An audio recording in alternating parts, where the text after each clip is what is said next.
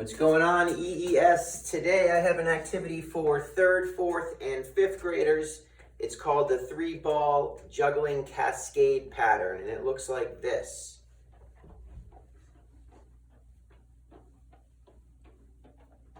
So, before we can get started on learning that in the 3 steps that we're going to use, we have to find 3 things. And fortunately, there's lots of different things you can juggle.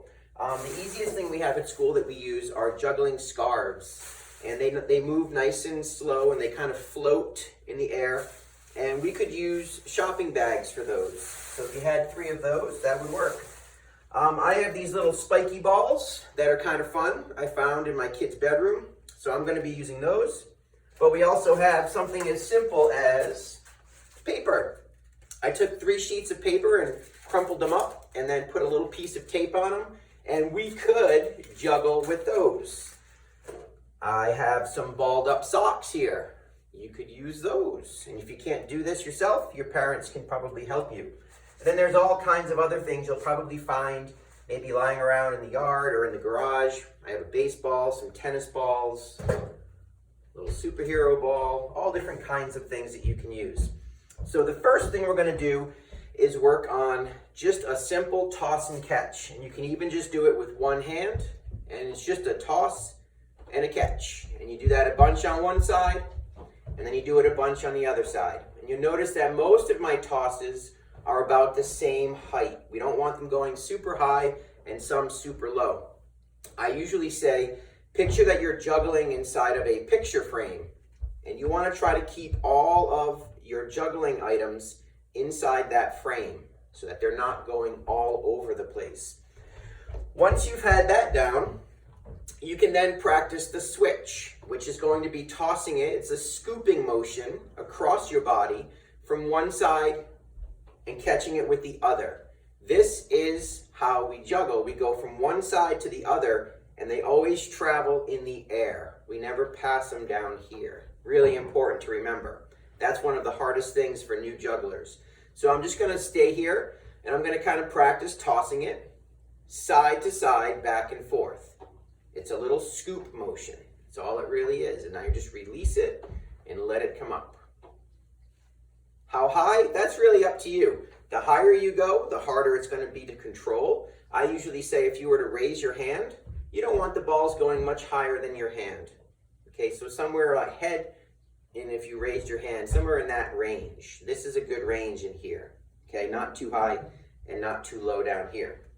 Now, once you've got that down, and that might take you a bit of time. So press pause, stay at that step, and keep going back and forth, just working on that toss, that side to side toss, just like that. The next step I call the X throw, because we're going to be tossing now one and then the second ball. And this can be really tricky at first. And usually I say, learn the pattern and then worry about controlling and catching. So your throws might be crazy in the beginning. You might do something like this. But even though that was kind of crazy and out of control, I did the pattern correctly. It was one and then the other. It's not both at the same time. It could be something like this, right and left. So it might look like, I'll use 2 other things, right and left. You might catch one, you might not catch either. You might catch both if you're lucky. But we're just going to stay here, and we're going to keep practicing that X throw. And remember, there's a slight pause between tossing the first and the second one. It's never this, throwing both up at the same time. That's not going to work. So it's right and left, or 1 and 2, 1 and 2. Hit pause and practice that for a really long time. Once you've got it down, come back, hit play, and we'll move on to 3. But remember, when we're doing this X throw, it's not toss and pass down here.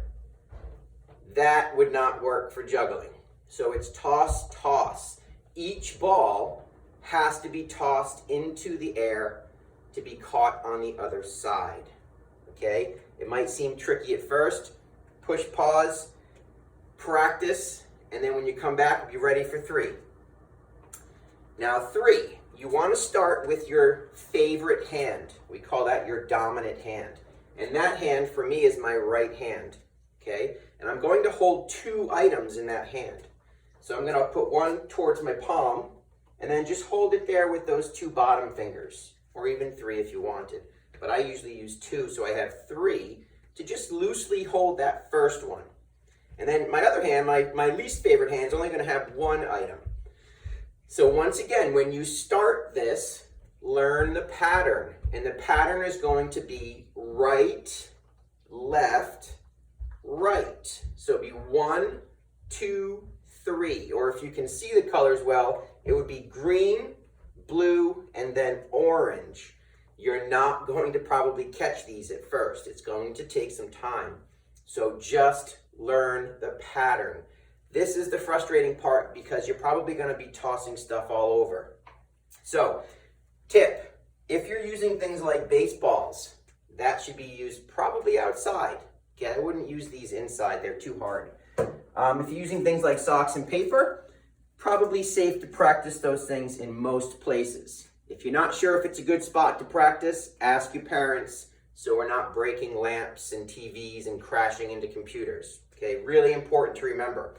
I used to practice when I was a kid at my bed. So if this were my bed, I would have the bed there and I'd be facing it and I would practice juggling and I would drop. I kept dropping things. But now if it drops and lands here, it's a lot easier to pick it up. It's not going to roll away and go to the corners of the room and all over the place. So that's a little hint for you as well. A little tip. So the first time you do this, it's going to feel weird. Remember, it takes practice. All the stuff that we work on in PE takes practice. You're not going to be perfect on day 1.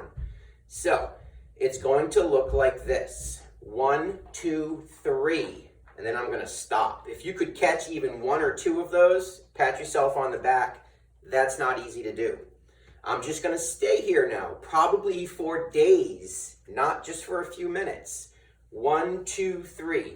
You can see that first throw was crazy. It was bad. 1, 2, 3. 1, 2, 3. If you can get to the point where you can do 1, 2, 3 and catch a couple, you're getting really close to being able to keep the pattern going.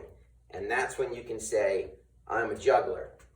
So when you practice the 1, 2, 3, all we're going to start doing as we get comfortable and we can control them is to start adding 1 more throw. Because remember, the pattern is simply right, left, right, left, right, left, and it just continues. And if your favorite hand is your left hand, it would be left, right, left, right, left, right. When you see someone juggling, it looks kind of crazy. Sometimes it even might look like there's 3 things in the air at once. But there's not. When someone's juggling with 3 things, there really is only 1 thing in the air at a time. And as the ball starts to fall, I throw the one from that side it's falling to. And now there's once again just 1 ball in the air. Okay, so it's 1 ball, you can see. Blue, orange, green. It looks like a lot more sometimes when they do it fast, but it's not. So remember, perseverance, super important in all the things that we do in our everyday and day-to-day life. This is no different. So practice, practice, practice. If you can start doing 3, please take a quick video, have your parents or you use your school account and email it to me so that I can see the awesome things that you're doing while you're learning at home. See you guys soon.